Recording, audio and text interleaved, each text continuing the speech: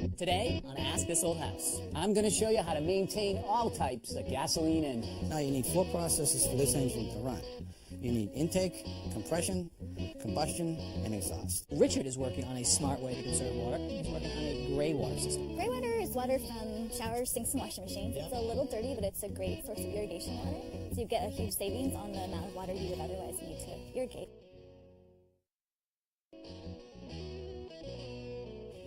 Hey, Roger, I just read that somewhere between 30 and 70% of all the water we use at our homes is for irrigation. That's why it's so important to use some type of timer to control the water you're putting out.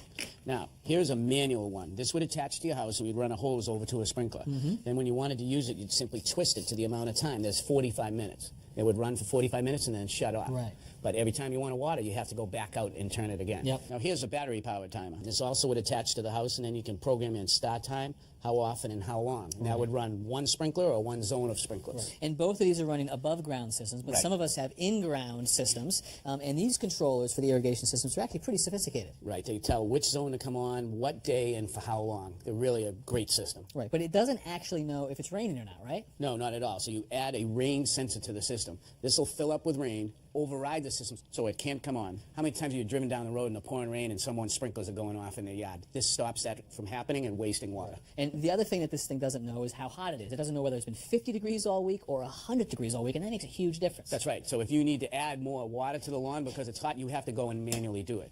Now, this is a smart system over here. It comes with this sensor. And in this sensor is a rain gauge. It collects water, and it measures how much rainfall happens. So it takes that, and down here there's a temperature gauge, measures the temperature, and it inputs all that information into this clock. And so you add in historical weather data, what type of soil it is, whether it's plants or lawn. Really? This clock will figure out how much water to give each zone on its own. You don't have to touch it. So one Monday it may say water the lawn for an hour, but then the next Monday it might say, oh, it only needs 20 minutes? Exactly. That's a smart system indeed. All right, well, Richard is working on a smart way to conserve water. Out in San Francisco, he's working on a gray water system. Well, Julianne, you have a beautiful garden here on a city lot. Thank you. What are you growing? I grow a lot of flowers and fruit. I have a peach tree, I have raspberries, I have a Meyer lemon tree. Oh, lemons, we see these at the grocery store back home. You actually grow them here? Outdoors. All right. Now, water's a big deal here. Water's a very big deal here.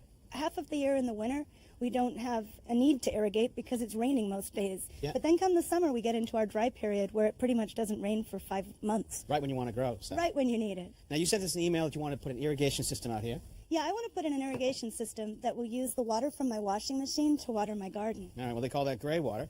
Fortunately for you, San Francisco's got a great program, and Laura Allen is an expert in the gray water field. Tell us about gray water. So gray water is water from showers, sinks, and washing machines. Yeah. It's a little dirty, but it's a great source of irrigation water. So you get a huge savings on the amount of water you would otherwise need to irrigate. Yeah. And you also get the savings because that water is not going down the drain, so you don't need to treat it at the sewer treatment plant. It doesn't need to go into your septic system. Just an overall great way to save water. And it's not just California that's thinking about this, right? A lot of the western states are Arizona, Texas, New Mexico, Wyoming have really supportive gray water codes. That's right. Oregon and Washington recently passed codes for gray Water water. is such a precious resource here in the West. Yeah. Now, tell us about the program San Francisco has. So the water department in San Francisco is offering an incentive program for gray water as part of their larger water conservation plan. Residents they get a lot of education from the department as well as a kit, so they're getting all the parts needed to build their system. And occasionally they get you, right? Yeah, I'm a consultant, so I come and help people with their design. And you're going to help us today with some of the outside digging Yeah. work? I'm going to work inside with Julianne and get started. Well, Richard, it's up this way to the laundry area. All right, you've got your dryer and your washer. Now, your washer is actually a top loader, and they can use a lot of water, between 30 and 50 gallons every time it discharges. The water leaves and comes through this hose right here into the set tub. What we want to do is to install this. This is a 3-way diverting valve. We're going to put it right about here. Now, the hose from the washing machine is going to come right to this point. And during times when you're using bleach or it's the winter, we're going to let that water go the same way it always has, from right here this way. But if we want to use the irrigation system, we're going to turn the handle this way.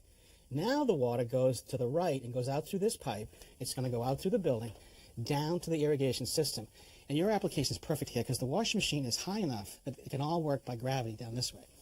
Now this valve, it comes as part of the kit. You can see all the parts and pieces that the city provides, including the clips and the hangers. And they even loan the tools to the homeowners to make the installation easy. All right, Julianne, we're going to make up these threads, but before we do, we want some Teflon tape on each of these threads, all right? All right.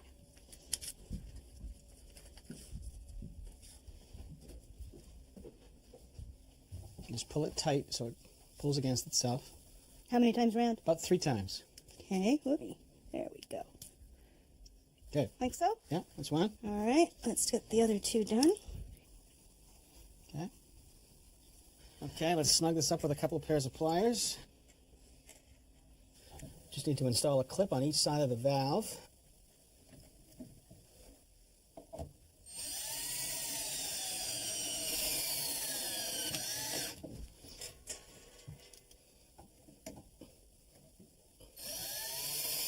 All right, now we can make our connection from the discharge of the washing machine to the bottom port of our diverting valve.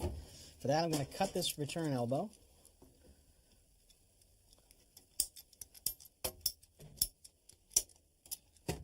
Okay, I'm going to use this stainless steel breeze clamp. And just tighten it up. Let me just turn it this way. There we go. All right, so this connection is a standard hose connection with a breeze clamp. The valve has threaded connections, and we put our transition fittings in, and the rest of our work is going to be done in glued PVC. All right, so we need a piece that is 13 inches. These PVC cutters will make a nice clean cut.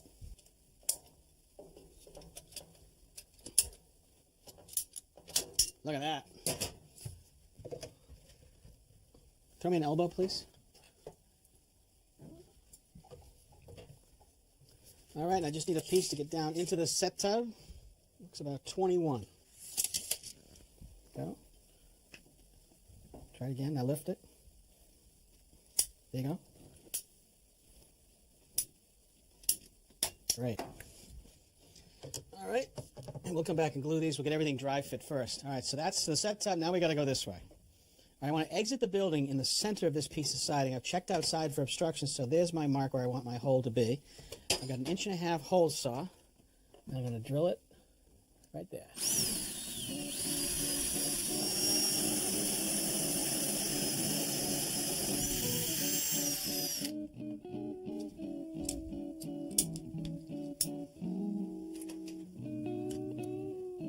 All right, so everything has been dry fit, and there's one more piece I have to install, and this is called a mechanical vent or a vacuum breaker.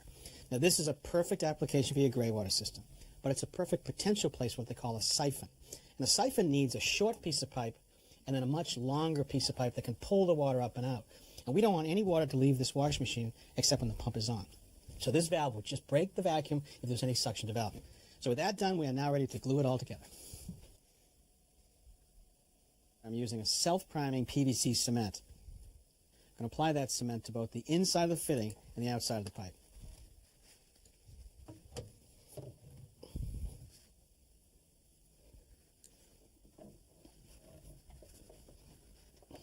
All right, so here's our discharge from the washing machine. We come out through the side of the building.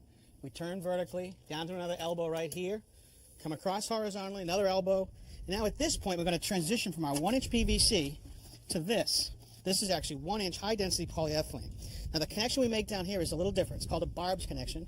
We stick the tubing right over that barb fitting, and that's all we got to do. Now we're just going to get the water to the blends. All right, well, some of this black pipe has been run. You can see it underneath the walkway over to the fruit trees. It's all been trenched here. You have been busy, Laura. Yeah, let me show you how it works. All right. So the pipe is all laid, and Julianne and I talked about, how much water is coming out on a weekly basis with her washing machine, and then looking at her landscape and how many of the plants we can water. So we're watering half of this side of the yard and then half of the other. Okay. And every time we want to water a plant, we just cut in to the main line, just cut in here and insert a T. Yep. This is a 1 by 1/2 inch T, so the main 1-inch line stays, and Yep. then the outlet's going out a 1/2 inch. The size is still large enough for lint to pass through, so we don't have clogging, and then the water continues on down. So every plant that wants to be watered has one of these strategically placed branches. So what's next? So next we're going to add the mulch. So what's the mulch do? So we start by adding a layer to the bottom, and this is going to filter the gray water. So you want the gray water to fall onto this mulch. It'll filter out lint. Yeah. It'll make it so it doesn't clog up here. It could act like a sponge, too, and hold the water, too. It does, and then the water can flow through the mulch into other parts of the basin. And then just cover it over? Well, we don't want to just cover it over because then roots could grow up into our pipe, so we need to protect this part of the system. We have 2 options. We can purchase an irrigation valve box and just drill a little hole in it and put that right here. And so this is going to be the level of the swale, and then we'll fill the rest in with mulch. Alternatively, we could use just a flower just pot. a flower pot, the same thing. And recycle it. Yeah, recycle it, cut it a little shorter, drill our hole, and make a That's pretty a cool. lid for Recycling it. too. What I like to do is use the purchased ones in areas where there's a lot of foot traffic because they're sturdier, and use these ones when there's not as much traffic. And So it this won't is get okay right stepped here? on. Yep, that's fine right there. So what's next? So now we're going to fill it in. We want the mulch level to be all the way up. Yeah, we don't want to get that to fill in with mulch. Okay. We'll cover That that. all level. Yeah, you cover that up, and then we'll fill it in. Get a little more on the other side. I feel like Roger. Yeah, and so this is at the level, and then to protect that opening, we put a paving stone or just something like that. So you want to know where this is, so you can check on it. Okay, so we got to do one of these at every one of these locations, right? Throw me a flower pot. I'm getting the hang of it.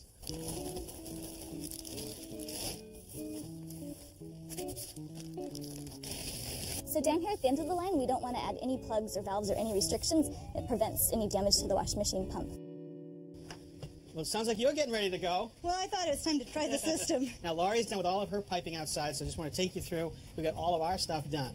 Now, the valve right here is going to control whether or not you go to the sewer or go this way. And there's a little label right here on the handle, but to make it simpler, we also have these signs right here.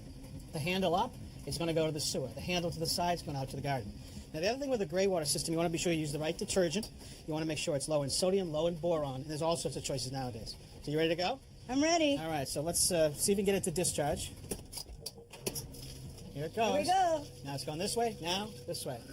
Let's go check with Laura. Come on. Oh, boy. All right, Laura, water's on. How we doing out here? We're doing great. It's actually coming out all the outlets. Oh, look at it. There it is. Oh, wow. Great. So you get the right flow everywhere? Yeah. And what would happen if you didn't? Well, if we didn't, we could adjust the angle of our tees. We could turn them down if we wanted more, turn them slightly up if we wanted less. I see. And if that still didn't work, we could add these ball valves, these full port ball valves, which would slightly restrict the flow. So you could really precisely close it down if you needed to. Yeah, and we don't want to add those unless we absolutely need them because that's a clogging point. Great. So the system is done. Done. Your plants are going to be happy every time you do the laundry. Wow, 2 chores for the price of 1. Thank you both so much for coming. I really, really appreciate it. Thanks for all your help, Laura. Great job. So that's a pretty simple gray water system. It was. Now another gray water solution is right here. This is actually a product that comes from Australia. It's available in this country. It has a tank and a bowl, but it has a sink right here. When you flush the toilet, you can wash your hands right here. Well, now, hang on, mate. Are you telling me that the Australians are washing their hands with toilet water? It's not toilet water. It's clean water at this point. Let me show you. It's important to understand how a toilet works. Inside the toilet tank, when we flush the tank, okay, this flapper will raise and water will leave the tank and go down into the bowl. Yep. Now at that point, fresh, clean water comes in through here, through this fill valve, and it will refill this tank, but it also sends water right here through this refill tube to send water down to refill the bowl itself. And both these sources of water are perfectly clean water. Absolutely. All right. So now, you can buy a pre-made unit like this, but they also make a retrofit kit for a standard toilet tank. So this would be a kit to turn your standard toilet That's right. into a gray water So toilet. here it is right here. I'm going to remove this refill tube right here, and I'm going to replace it with this clear plastic tube right here. So now we're diverting the water to the Then top of this piece. the clean supply to the faucet. And this is the discharge right here that'll go down through the refill tube to send water down to the bowl. Now they also make this spacer if you have different, so if you have different length tanks, okay? So now when we flush the tank now, clean water comes here, available to wash your hands right here. Well, that is a very ingenious solution. Perfectly clean water up here. That's right. All right. So tell me this, Richard. Why are you doing a landscaping story and not Roger? Well, Roger's actually in the repair shop. Uh-oh. Hey, good morning, Paul. Hey, Roger, what'd you break today? I didn't break anything. Actually, everything's running great. That's great. So what brings you in? Came to get some information on the different types of gasoline engines. Sure, no problem. Follow me. Now, as you know, there's 2 different types of engines. There's 2-stroke and there's 4-stroke engines. 2-stroke engines are primarily used on handheld equipment. Things like string trimmers, hedge clippers, handheld blowers, and chainsaws. Now, a 2-stroke engine runs on a mixture of gas and oil. That's right. They're lightweight, easy to use. Yep. They get their power by running at a high RPM. That's correct. Now, if you need more power, you move over to a 4-stroke engine. Okay, we use 4-stroke engines on lawnmowers, walk-behind leaf blowers, and snow blowers.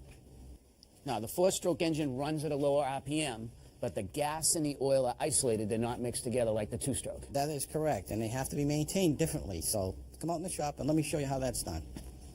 Okay, Roger, this is a 4-stroke engine here. It's actually off a snowblower.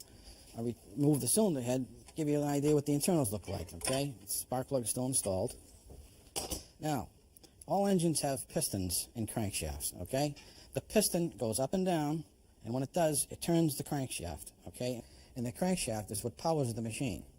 In this case, a snowblower, okay? Now you need 4 processes for this engine to run. You need intake, compression, combustion, and exhaust, okay? And I'll walk you through how that works. Now, these are the valves. This is the intake valve, and that's the exhaust valve. So what happens is when the piston starts to go down, the intake valve opens, it brings in a fuel and air mixture into the cylinder, okay? So that's stroke 1. That's stroke 1.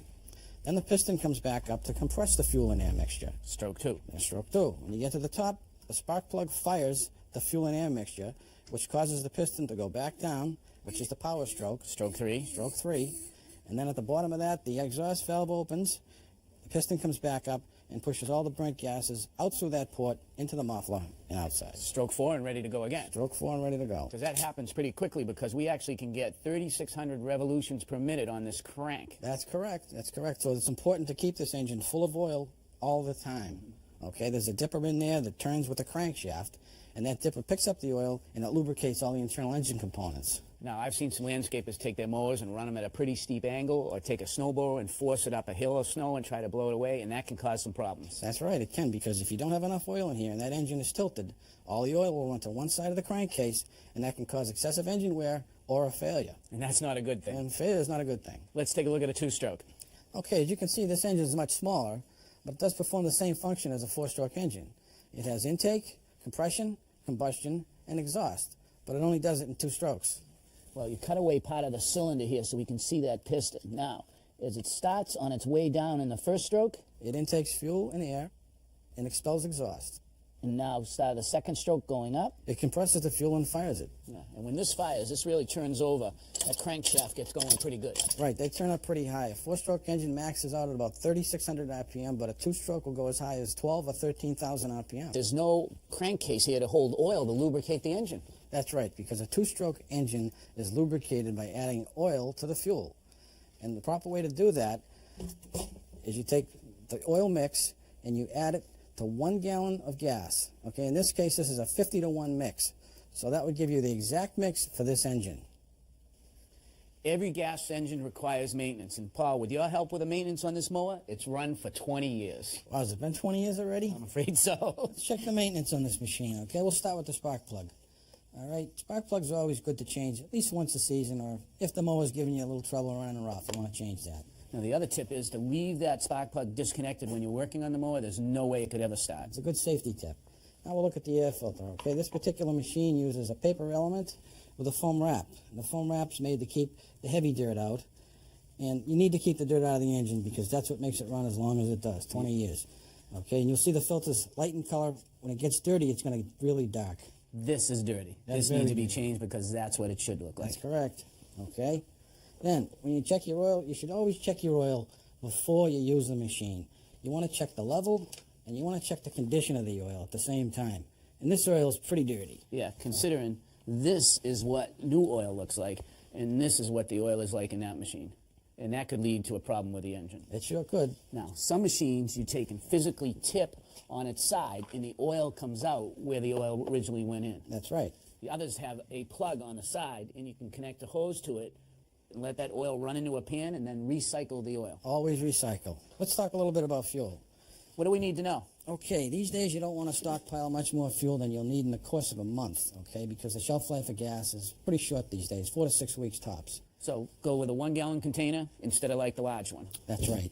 And most manufacturers recommend these days to use a high-octane fuel because it helps burn properly and it makes the machine actually run better. Yeah, we just upgraded to high octane and everything seems to be running great. There you go. Another thing is today's fuel contains ethanol, which is a water-based fuel, okay, and it'll also attract water over time, which will accumulate in the bottom of your gas can or in your tank of your machine, and they don't run on water, so Not very well, huh? we have to treat them. Now, we've been using this pink stabilizer for years. It helps us get, maybe 2 months out of a can of gas. Yeah, the pink stabilizer is good to keep fuel from going stale, but it doesn't address the ethanol problem. The blue stabilizer does, okay? This will stabilize fuel to keep it from going bad, and it also addresses the water problem created by the ethanol. It allows the machine to burn off the water created by ethanol by mixing with it. Well, Paul, great tips. And you know what? I think with everything you've taught me today, I'm going to get another 20 years out of this baby. You probably will.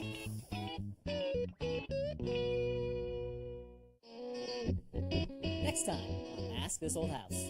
So you've got a concrete patio here. It's got a few cracks in it. I'm going to transform a patio right here on the streets of San Francisco. It's black, it's plastic, this part swivels. What is it? Well, you know, in the morning I like to have at least 2 cups of coffee at all times. At the same time. At the same time, Really? all times. Are you listening to me?